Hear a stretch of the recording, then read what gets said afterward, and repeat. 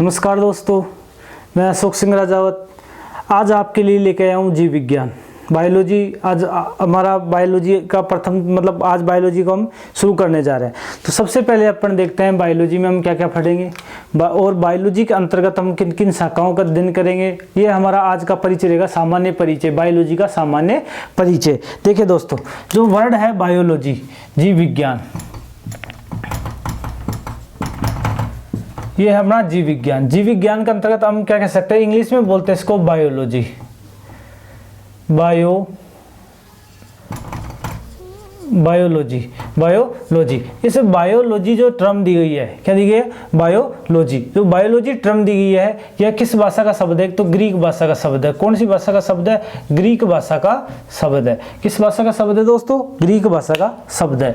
और यह जो टर्म दिया है, जो बायोलॉजी टर्म दी है, ये बायोलॉजी नाम दिया है, क्या बोल सकते हैं इसको? टर्म, या नाम दिए, या बायोलॉजी शब्द का नाम दिया है, वो एक वैज्ञानिक थे, लेमार्क। क्या थे?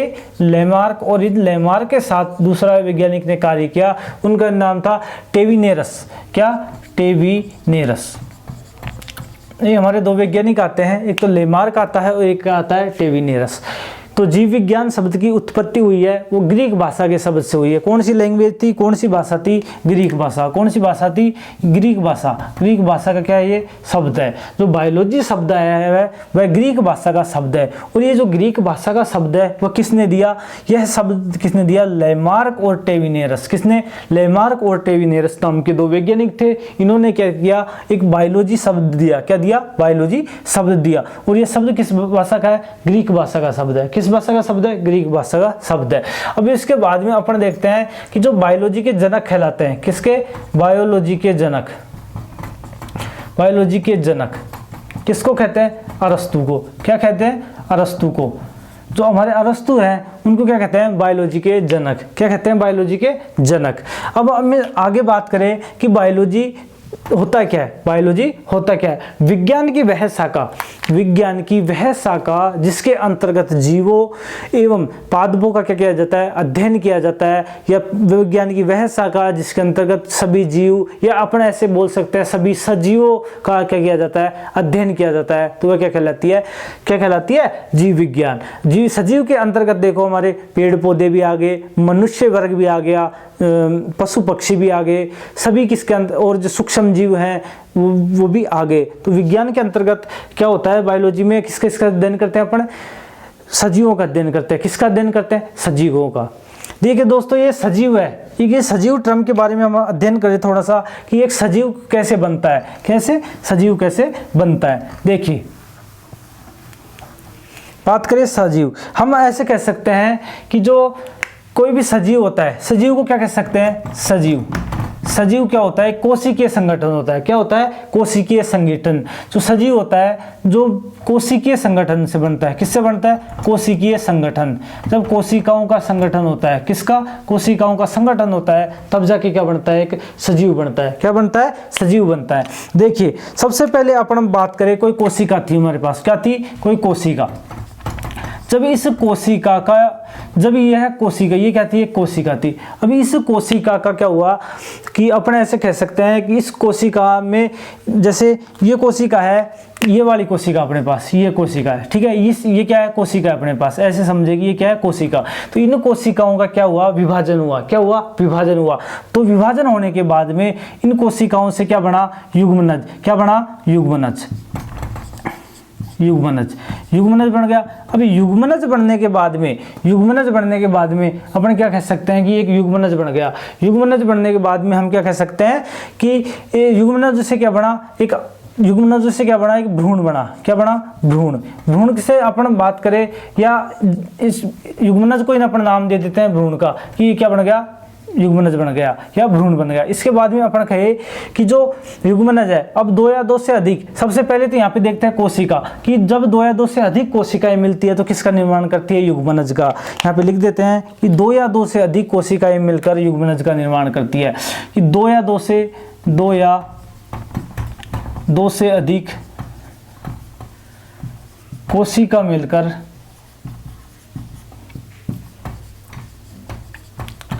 युग्मनज का निर्माण करती है। किसका? युग्मनज का निर्माण करती है। अब 2 या 2 से अधिक युग्मनज मिलकर, 2 या 2 से अधिक युग्मनज मिलकर एक उत्तक का निर्माण करते हैं। किसका निर्माण करते हैं? उत्तक, टिश्यू का। किसका? टिश्यू का। अब 2 या 2 से अधिक युग्मनज मिलकर किसका निर्माण करते हैं? उत्तक का। जैसे टिश्यू, हमारे क्या बोलते हैं? टिश्यू को। अब टिश्यू बन गए, टिश्यू बनने के बाद में हम देखते हैं कि इनसे क्या बनेगा? अंग बनेगा। क्या बनेगा दोस्तों? अंग बनेगा। अब 2 या 2 से अंग, 2 या 2 से अधिक उत्तक मिलकर, क्या 2 या 2 से अधिक उत्तक मिलकर क्या इसका निर्माण करते हैं? अंग का निर्माण करते हैं। और 2 या 2 से अधिक अंग मिलकर अंग तंत्र बनाते हैं। क्या बनाते हैं? अंग तंत्र। और अंग तंत्र मिलकर हमें एक शरीर मिलता है। क्या मिलता है? शरीर। और उस शरीर को हमने नाम दे दिया सजीव। क्या नाम दे दिया? सजीव। ये था दोस्तों सजीव बनने की प्रक्रिया। क्या थी? सजीव बनने की प्रक्रिया। एक बार वापिस समझते हैं। सबसे पहले हम क्या समझेंगे कि जो मानव शरीर होता है, जो मानव शरीर में जो होता है, जो कोशिकीय के संगठन का बना होता है, मतलब जब कोशिकाओं का संगठन होता है, कोशिकाओं का संगठन का मतलब 2 या 2 से अधिक कोशिकाएं मिलकर किसका निर्माण करती है? एक सजीव का निर्माण करती है। 2 या 2 से अधिक कोशिकाओं से क्या बनता है? एक सजीव बनता है। तो सजीव कैसे बना? हमारे पास एक कोशिका थी, इस कोशिका का विभाजन हुआ या इस कोशिका का संगठन हुआ। संगठन होने के बाद में 2 या 2 से अधिक कोशिकाएं मिलकर किसका निर्माण करती है? युग्मनज का। किसका निर्माण करती है? युग्मनज का। इसे इंग्लिश में जाइगोट बोलते हैं। क्या बोलते हैं? जाइगोट का निर्माण करती है। और फिर इसके बाद में 2 या 2 से अधिक युग्मनज मिलकर, 2 या 2 से अधिक युग्मनज मिलकर किसका निर्माण करते हैं? उत्तक का निर्माण कर रहे हैं। किसका निर्माण कर रहे हैं? उत्तक का। 2 या 2 से अधिक, 2 या 2 से अधिक युग्मनज मिलकर किसका निर्माण कर रहे हैं? उत्तक का निर्माण कर रहे हैं। किसका निर्माण कर रहे हैं? उत्तक का। अब उत्तक की बात करें कि 2 या 2 से अधिक, 2 या 2 से अधिक उत्तक मिलकर, 2 या 2 से अधिक उत्तक मिलकर किसका निर्माण कर रहे हैं? अंग का निर्माण कर रहे हैं। और अंग, 2 या 2 से अधिक अंग मिलकर किसका निर्माण करते हैं? अंग तंत्र का। किसका? अंग तंत्र का। और जब हमारा अंग तंत्र बन गया तो उसे क्या बोलते हैं? शरीर बोलते हैं। क्या बोलते हैं? शरीर बोलते हैं। अंग तंत्र के अंदर जैसे हम पढ़े, परिसंचरण तंत्र हो गया, ठीक है, और पढ़े कोश तंत्रिका तंत्र हो गया, पाचन तंत्र हो गया, श्वसन तंत्र हो गया, कंकाल तंत्र हो गया, उत्सर्जन तंत्र हो गया। क्या हो गया? उत्सर्जन तंत्र हो गया। देखो, तो अंग तंत्र का मतलब परिसंचरण तंत्र होता है। वो क्या होता है? एक प्रकार का जो परिसंचरण तंत्र होता है। एक तंत्रिका तंत्र हो गया। तंत्रिका तंत्र किससे मिलकर बना होता है? हमारे मस्तिष्क से। जो हमारे मस्तिष्क में हमारी आंख होती है, कान होते हैं, और जो हमारा पूरा सिर होता है, उसको क्या बोलते हैं? तंत्रिका तंत्र। और पाचन तंत्र हमारे पेट के अंतर्गत होता है। श्वसन तंत्र, हम जो श्वसन क्रिया करते हैं उससे क्या बोलते हैं? श्वसन तंत्र। और उसके बाद में बात करते हैं कंकाल तंत्र। हमारी हड्डियां मिलकर किसका निर्माण कर रही है? कंकाल तंत्र का। फिर जो हमारे अपशिष्ट पदार्थों को निकालने के लिए कौन सा तंत्र बना हुआ है? उत्सर्जन तंत्र। तो इतने सारे मतलब और भी हैं। इनका निर्माण से क्या बनता है? एक मानव शरीर बनता है। तो ये थी मानव शरीर की बनने की प्रक्रिया कि मानव शरीर कैसे बनता है। अब दोस्तों बात करें अपन, ये तो था हमारे एक सजीव वर्ड को समझने के लिए कि सजीव कैसे बना, क्योंकि एक मानव का निर्माण कैसे होता है या किसी सजीव का निर्माण कैसे होता है। ठीक है, अब हम पढ़ेंगे बायोलॉजी की शाखाओं के बारे में। किसके बारे में? बायोलॉजी की शाखाओं के बारे में कि जो बायोलॉजी की शाखाएं होती है वो क्या होती है, कितने प्रकार की होती है। देखिए दोस्तों, बायोलॉजी की शाखाएं,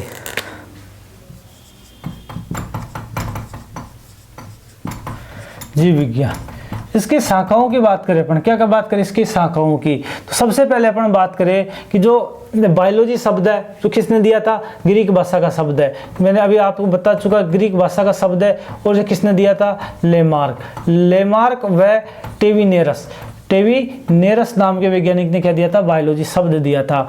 ठीक है, और जो बायोलॉजी का जनक है, क्या है? जनक किसको कहा जाता है? अरस्तु को कहा जाता है। किसको कहा जाता है? अरस्तु को, फादर ऑफ बायोलॉजी। देखिए दोस्तों, अब अपन क्या करेंगे कि इनकी शाखाओं के बारे में अध्ययन करेंगे। बायोलॉजी की शाखाएं, ब्रांच के बारे में क्या करेंगे? अध्ययन करेंगे इनकी शाखाएं। किसके बारे में? शाखाओं के बारे में। देखिए बायोलॉजी की जो पहली शाखा है वो अपन लेते हैं सबसे पहले जूलॉजी। क्या लेते हैं? जूलॉजी। इस जूलॉजी को बोलते हैं जंतु विज्ञान। क्या बोलते हैं? जंतु विज्ञान। तो विज्ञान की जंतु विज्ञान क्या होता है? विज्ञान की वह शाखा जिसके अंतर्गत जीवों, किसका अंतर्गत? जीवों का अध्ययन किया जाता है, जीवों या सजीवों का अध्ययन किया जाता है। विज्ञान की वह शाखा जिसके अंतर्गत किसका? जीवों व सजीवों का क्या किया जाता है? सजीवों का अध्ययन किया जाता है। सजीवों का किया जाता है? अध्ययन अध्ययन किया जाता है। क्या कहलाता है? जूलॉजी कहलाता है। अब इस जूलॉजी का जो जनक की बात करें, किसकी बात करें? जनक की। इसके जो जनक है, क्या है? जनक है अरस्तु। क्या है जनक? अरस्तु। अरस्तु नाम के वैज्ञानिक है, वो क्या है? इसके जनक है। अब इसकी बात करें कि अरस्तु को जनक क्यों कहा गया, इन्होंने ऐसा क्या किया? इन्होंने क्या किया कि 500 से अधिक जंतुओं के बारे में, किसके बारे में? जंतुओं के बारे में बताया। 500 से अधिक जंतुओं के बारे में बताया। वह इनका क्या दिया? नाम दिया। तो अपन दोस्तों बात करते थे जूलॉजी की कि विज्ञान की वह शाखा जिसके अंतर्गत जीवों का अध्ययन करते हैं। किसका अध्ययन करते हैं? जीवों का। और जीवों का और सजीवों का अध्ययन करते हैं, क्या कहलाती है? जूलॉजी कहलाती है। जूलॉजी को क्या बोलते हैं? जंतु विज्ञान। क्या बोलते हैं? जंतु विज्ञान। अब जूलॉजी के वो देखते हैं अपन, जनक देखते हैं। क्या देखते हैं? जनक। वो क्या है? अरस्तु। जो जूलॉजी के जनक है वो क्या है? अरस्तु।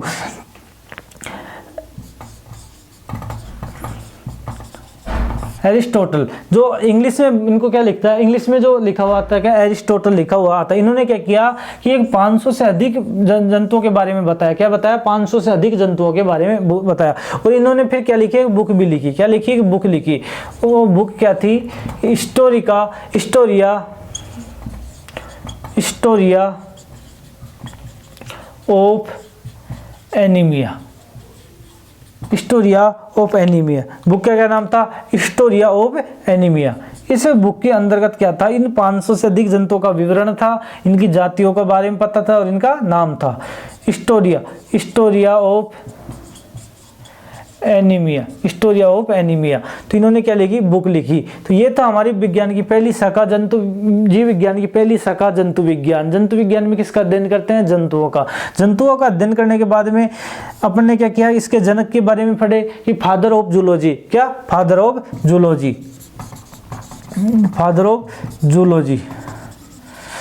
जूलॉजी कौन है? अरस्तु। इन्होंने क्या किया कि 500 से अधिक जंतुओं के बारे में बताया।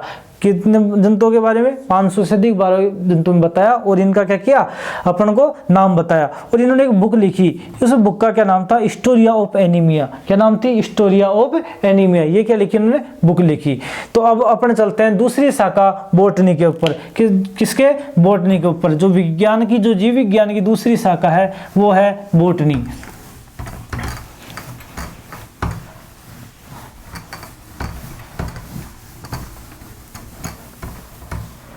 विज्ञान की जो दूसरी शाखा है उसका क्या नाम है? बॉटनी। क्या नाम है? बॉटनी।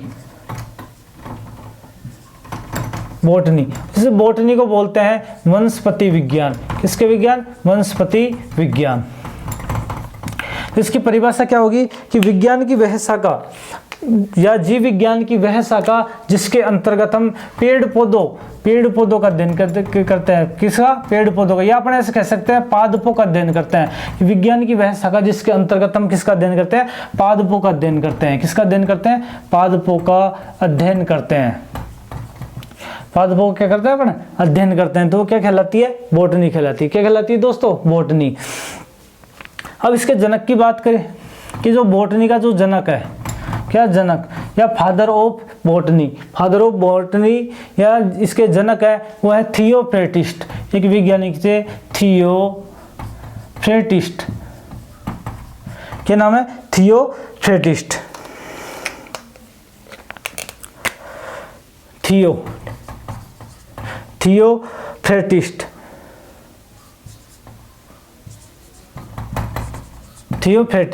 तो थियोफ्रेटिस्ट है वो क्या है? इनके जनक है। थियोफ्रेटिस्ट क्या इनके जनक है? जो ये कैसे कह सकते हैं? Father of botany. अपने इसके फादर ऑफ बॉटनी के बारे में करें तो कौन है? थियोफ्रेटिस्ट। कौन है? थियोफ्रेटिस्ट। ठीक है दोस्तों, तो इनको जनक क्यों कहा गया? तो इन्होंने एक बुक लिखी, क्या लिखी? इन्होंने एक बुक लिखी, Historia of Plantarum. Historia of Plantarum. Historia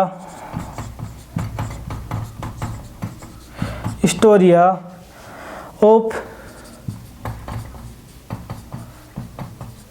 Plantarum या प्लांटेसम, एक बुक लिखी थी Historia of Plantarum. Historia of Plantarum या प्लांटेजम भी बोल सकते हैं इसको। तो इन्होंने एक बुक लिखी हिस्टोरिया ऑफ प्लांटेशम। इस बुक में क्या था? इस बुक में था 500 से अधिक प्रकार के पौधों के बारे में बताया था। किसके बारे में बताया था? 500 से अधिक पौधों के बारे में बताया था। तो ये था दोस्तों हमारी दूसरी शाखा बॉटनी। इसको बोलते हैं वनस्पति विज्ञान। क्या बोलते हैं? वनस्पति विज्ञान। अब इसको वनस्पति विज्ञान नाम क्यों दिया? क्योंकि इस विज्ञान की शाखा के अंतर्गत पेड़ पौधों या पादपों का क्या किया जाता है? अध्ययन किया जाता है। और इसके जनक है क्या? जनक जो थियोफ्रेटिस्ट नाम के वैज्ञानिक है, थियोफ्रेटिस्ट। अब इसको अपने बात की, इन्होंने एक बुक लिखी। क्या लिखी? बुक लिखी। तो उस बुक लिखी, तो इस बुक का क्या नाम था? Historia of Plantarum. Historia Plantarum या प्लांटेसम, इस प्रकार की क्या लिखी इन्होंने? बुक लिखी। तो बुक लिखने के बाद में इन्होंने इस बुक में क्या किया कि 500 प्रकार के, कितने प्रकार के? 500 प्रकार के पौधों के बारे में बताया। कितने पौधों के बारे में बताया? 500 प्रकार के पौधों के बारे में बताया। ये थी दोस्तों हमारी दूसरी शाखा बॉटनी। अब हम तीसरी शाखा के ऊपर चलते हैं। तो तीसरी शाखा है माइक्रोबायोलॉजी। देखो, सूक्ष्म जीव विज्ञान। कौन सी? सूक्ष्म जीव विज्ञान।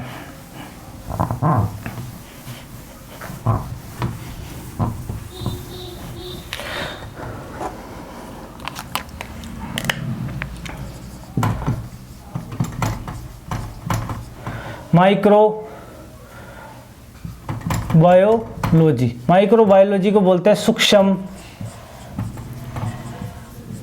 जीव विज्ञान। विज्ञान की वह शाखा जिसके अंतर्गत जीवाणु ओब्लिक विषाणु और विषाणु के बारे में क्या किया जाता है? अध्ययन किया जाता है। जीवाणु को तो क्या बोलते हैं अपन? बैक्टीरिया। किसका? बैक्टीरिया। और विषाणु क्या बोलते हैं? वायरस। विज्ञान की वह शाखा जिसके अंतर्गत बैक्टीरिया और वायरस का क्या करते हैं? अपने अध्ययन करते हैं। कि विज्ञान की वह शाखा जिसके अंतर्गत बैक्टीरिया और वायरस का अध्ययन करते हैं, उसे बोलते हैं माइक्रोबायोलॉजी या सूक्ष्म जीव विज्ञान। क्या बोलते हैं? सूक्ष्म जीव विज्ञान। अब अपन इसके उसकी बात करें, जनक की बात करें। किसकी बात करें? जनक की। इसका जनक है एंटोनी वोक ल्यूवेनहोक। एंटोनी वोक ल्यूवेनहोक। तो अपन इसके जनक की बात करें कि फादर ऑफ माइक्रोबायोलॉजी, कि फादर ऑफ माइक्रोबायोलॉजी का जनक कौन है? एंटोनी वोक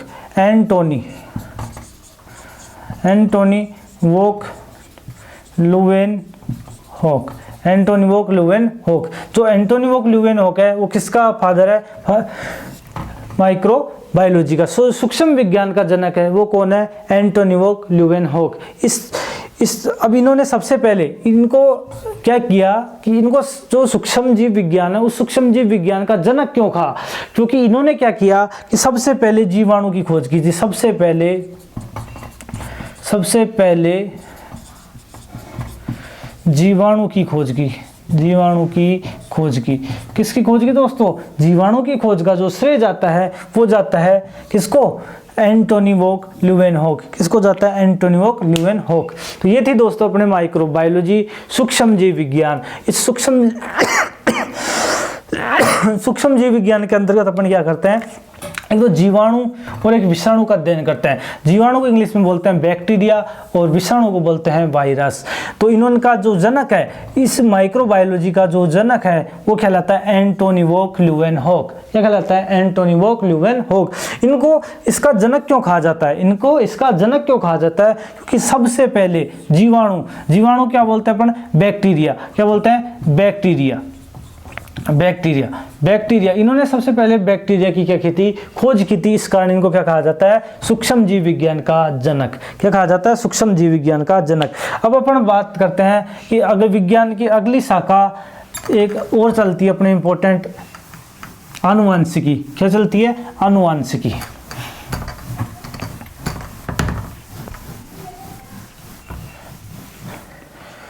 आनुवंशिकी देखिए चौथी चलती है आनुवंशिकी। आनुवंशिकी को बोलते हैं जेनेटिक्स।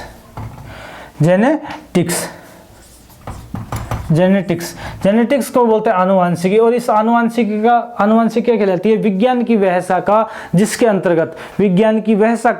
अंतर्गत जीनों का अध्ययन किया जाता है या वंशानुक्रम का अध्ययन किया जाता है। किसका, वंशानुक्रम का अध्ययन किया जाता है। वंशानुक्रम का मतलब जैसे हमारे लक्षण अगली पीढ़ी में आएंगे, कितने आएंगे और कितने आएंगे, मतलब हमारे पूर्वजों के लक्षण हमें कितने, जो वंश से वंश पे जो लक्षण है उनके बारे में अध्ययन करेंगे, वो क्या कहलाता है, आनुवंशिकी। तो इसके जनक की बात करते हैं तो वो है ग्रेगर जॉन मेंडल। कौन है, ग्रेगर जॉन मेंडल।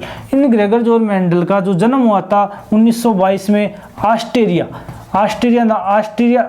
नामक एक कस्बा है, तो उसके अंतर्गत या जो ऑस्ट्रिया के अंतर्गत क्या हुआ था, इनका जन्म हुआ। तो जो आनुवंशिकी है वो क्या कहलाती है कि विज्ञान की वह शाखा जिसके अंतर्गत वंशानुक्रम या जीन का अध्ययन किया जाता है। किसका, जीन का अध्ययन किया जाता है। और इसका जन्म है, इसका जो जनक है वो जो जनक है, फादर ऑफ आनुवंशिकी या फादर ऑफ जेनेटिक्स कौन है, ग्रेगर जॉन मेंडल। इसका पूरा नाम है ग्रेगर जॉन मेंडल। इन्होंने हमारे क्या किया था, एक मटर के पौधे पर क्या किया था, अध्ययन किया था। तो उसको क्या बोला था, पाइसम सेटाइवम। क्या था, पाइसम सेटाइवम। तो दोस्तों ये था हमारे विज्ञान की इंपॉर्टेंट 4 शाखाएं जो हमको पढ़नी है। इन 4 शाखाओं को क्या करना, हमें बायोलॉजी में अध्ययन करना है। तो ये था हमारा बायोलॉजी का सामान्य परिचय। धन्यवाद दोस्तों।